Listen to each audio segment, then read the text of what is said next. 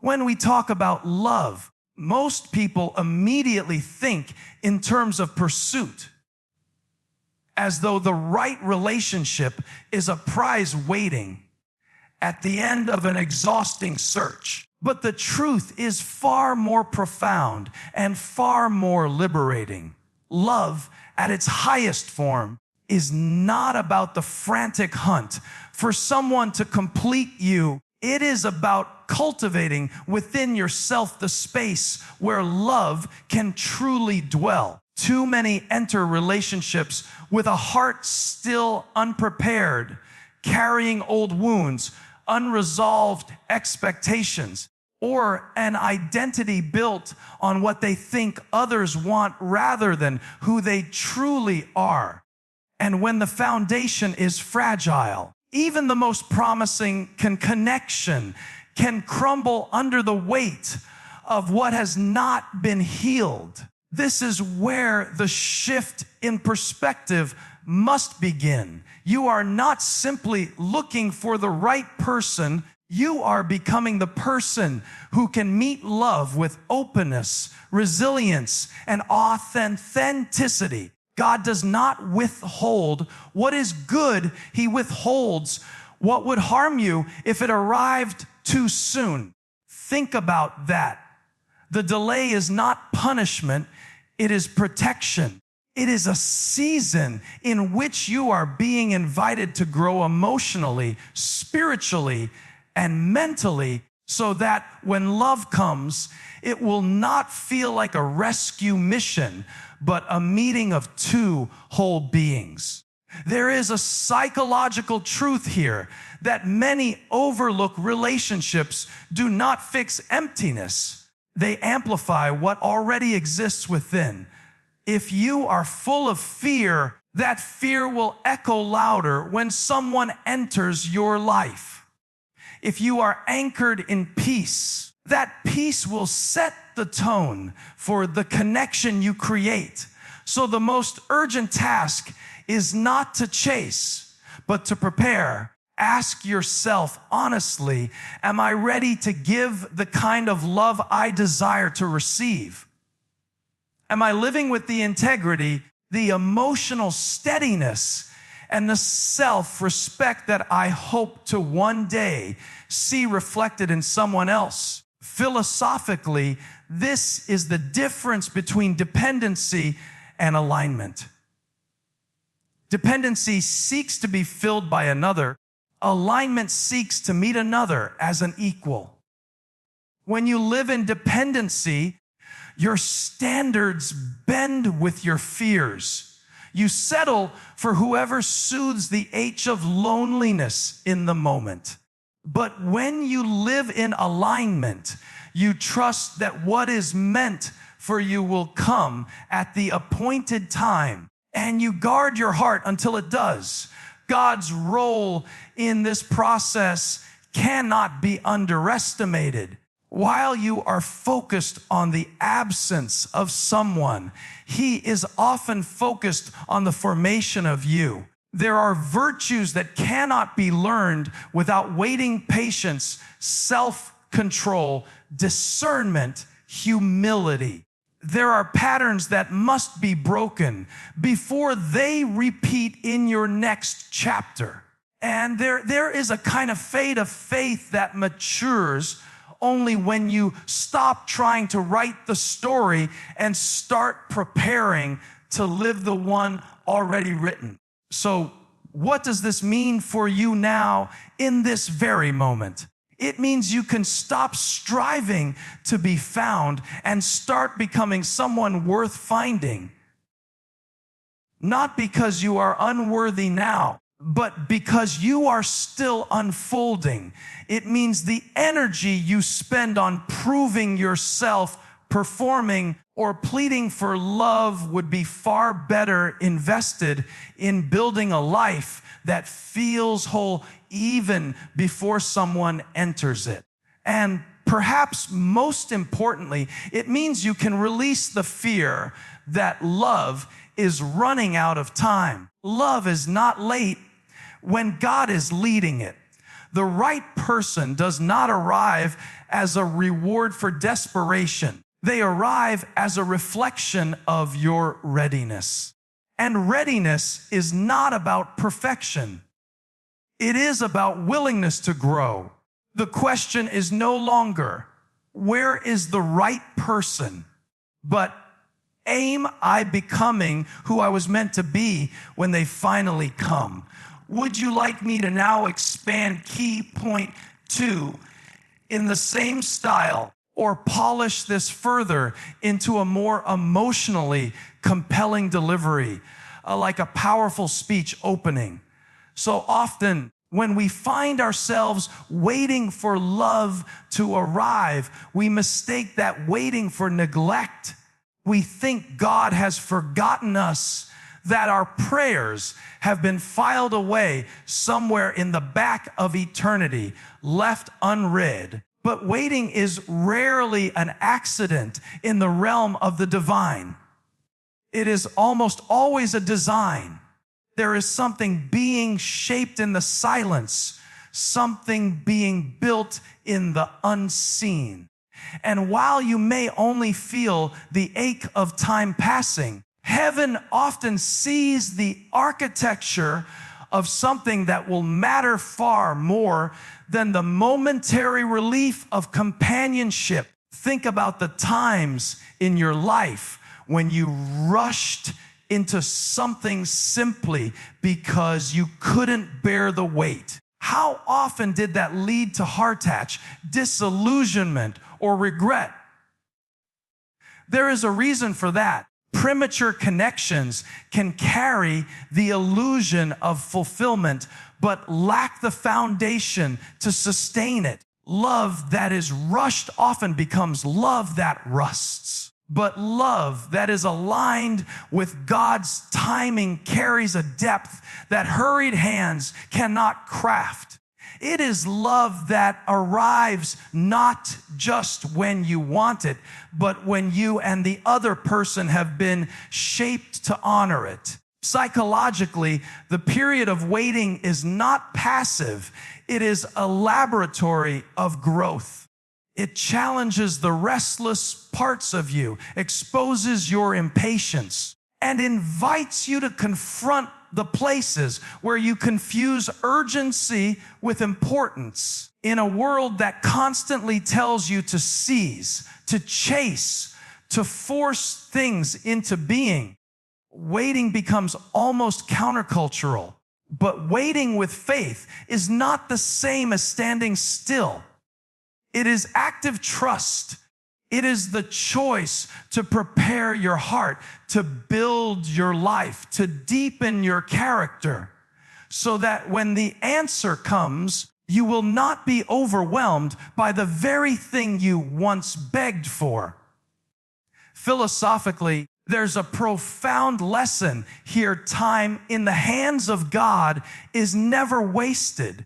The delay you feel is often the shield you cannot see. Perhaps the person you are meant for is still healing from wounds they cannot yet share. Perhaps your own patterns, the ones you keep repeating, would sabotage what you are asking for if it came today. Divine timing is not about withholding love to test your endurance. It is about releasing love at the moment. It can flourish without being corrupted by fear, need, or immaturity.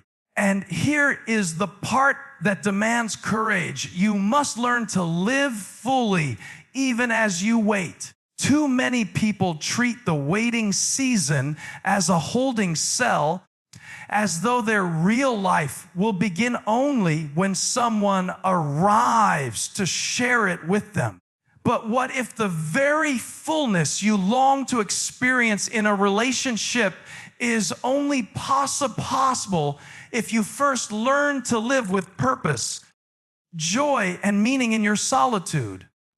What if the delay is an invitation to become complete not so you can avoid needing anyone, but so you can meet someone as a whole person rather than a fractured, soul-seeking repair. God is never in a hurry, but He is never late. The timing you call delay, He calls preparation.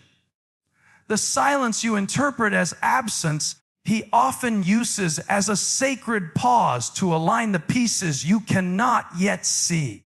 And when the moment finally comes, when the waiting breaks and the answer steps into your life, you will not look back with bitterness for the time that passed. You will look back with gratitude for the patience that shaped you. So the next time you feel forgotten, remember this: what feels like waiting is often the very evidence that something worth waiting for is on its way. And the heart that trusts in that truth does not grow weary, it grows ready. Would you like me to continue by expanding key point 3 next about how love that is meant for you recognizes you in the same depth and tone? One of the most overlooked truths about love is that when it is real and rightly aligned, it does not ask you to disguise yourself. It does not demand a costume of perfection, nor does it insist that you abandon your authentic self to earn affection. The love that is truly meant for you has a remarkable quality. It recognizes you, not the polished image you present to gain approval, not the version of you sculpted to match trends or expectations, but the you that exists when no one is watching, the flawed, evolving, deeply human self that longs to be both known and chosen. So many relationships crumble because they begin with performance. People step into them with masks, pretending to be less sensitive, more agreeable, less opinionated, more impressive, because they believe acceptance must be bought with conformity. But a connection built on that kind of disguise is like a house built on sand. It may stand for a moment, but it cannot withstand the winds of reality. Over time, the mask grows heavy and the relationship collapses under the weight of what was never truly seen. Psychologically, this is a tragedy of misalignment. When you present a false version of yourself and someone falls in love with that version, they have not truly chosen you. They have chosen an illusion. And that is why so many hearts break not only from rejection, but from the exhaustion of pretending. The pursuit of love becomes a performance review, and every moment you are tempted to ask, would they still stay if they saw the real me? The kind of love that is meant for you does not operate in that arena of conditional approval. It does not flinch at your complexity. It does not shrink from your growth. Instead, it recognizes something familiar in your spirit, something that resonates with its own. This is why forcing a relationship rarely works. Recognition cannot be manufactured. It must be revealed. And that revelation often happens when you finally stop contorting yourself into the shape of what you think others want and start living honestly, vulnerably, and unapologetically. Philosophically, this challenges a common assumption that love is about finding someone who completes you. In truth, it is about encountering someone who reflects you, not your sameness, but your essence. They may not share all your opinions or habits, but they will honor the truth of who you are without demanding that you erase it. In this way, love becomes less about merging identities and more about mutual recognition. Two whole beings standing side by side, not one losing themselves in the other. And here is where faith enters the picture once again. You do not need to fear being overlooked when you are being your authentic self. The right person cannot miss you because they are not looking for a mask. They are looking for the soul beneath it. The delay you feel now may not be a delay at all. It may be a divine safeguard keeping you from wasting your life performing for those who were never meant to stay. So ask yourself this: are you showing up in your relationships as you truly are, or as who you believe will be accepted? Are you brave enough to risk being seen and possibly rejected for the sake of being chosen rightly? Because when the love that is meant you finally appears, it will not celebrate the mask. It will celebrate the unveiling. The right person will not need you to become less. They will not demand a quieter spirit or a louder smile or a thinner mask. They will look at you and say, "There you are." And that is the moment you will know love has recognized you. Would you like me to now expand key point 4 about faith being the bridge between loneliness and fulfillment? In the same style, to complete the full speech, faith is often misunderstood as a passive hope, a vague optimism that someday things will simply fall into place. But real faith is not passive, it is active trust. It is the decision to walk forward even when the path is not yet visible.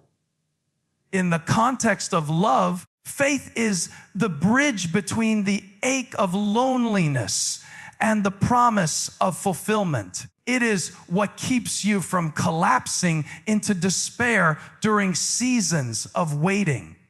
It is what steadies your heart when every voice around you says, "You're being left behind." And it is what whispers in the silence, "You are not forgotten. You are being prepared." The human heart is not designed to thrive in uncertainty without some form of anchor. Without faith, waiting becomes torment, and every delay feels like rejection. But with faith, that same waiting becomes a workshop for growth. You begin to see that your current season is not empty. It is formative. You start to understand that loneliness is not always a punishment. Sometimes it is the space in which God protects you from premature entanglements, where He strengthens your discernment so you can recognize what is real when it finally arrives. From a psychological perspective, this shift is profound. Faith gives meaning to the in-between instead of allowing your mind to spiral into fear. What if it never happens? What if I'm unworthy? You begin to reinterpret the silence as a signal that your story is still unfolding. Faith reframes waiting as preparation rather than rejection. It calms the frantic urge to settle for whatever offers temporary relief and replaces it with a quiet confidence that what is meant for you cannot pass you by. Philosophically, faith also invites surrender. This does not mean resignation. It does not mean you stop caring or that you give up the desire for companionship. It means you release the need to control the timeline, the how, the who. It means you live with an open hand rather than a clenched fist. When you cling tightly to your expectations, you often miss the very thing God is trying to bring into your life. But when you walk by faith, you make room for surprise, for grace, for the unfolding of something that exceeds what you thought you deserved. Faith also protects you from the greatest thief in seasons of waiting bitterness. Many become hardened while they wait, closing their hearts because hope feels dangerous.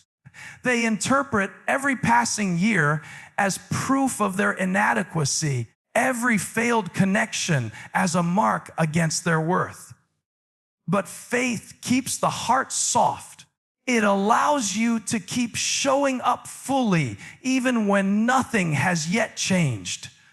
It allows you to say, I am loved already by God perfectly and completely. And that love is the foundation upon which any future relationship will be built. And that is the essence of this bridge. It is not built upon wishful thinking, but upon the certainty that you are already loved. You are not seeking love. You lack it. You are seeking to share what has already been given to you. That alone transforms the journey. You stop searching from emptiness and start waiting from wholeness. And when the right person steps into that space, they will not have to carry the burden of making you feel complete. They will simply join you in what God has already begun. So if you are standing between loneliness and fulfillment, the most powerful step you can take today is not to force an outcome, but to walk the bridge of faith. Live fully now. Grow deeply now. Trust fiercely now, because the story is not stalled. It is being written. And the one who walks in faith never truly waits in vain. They simply prepare to meet what was always meant for them. Would you like me to now stitch all 4 expanded points into a seamless full speech with a powerful introduction and closing?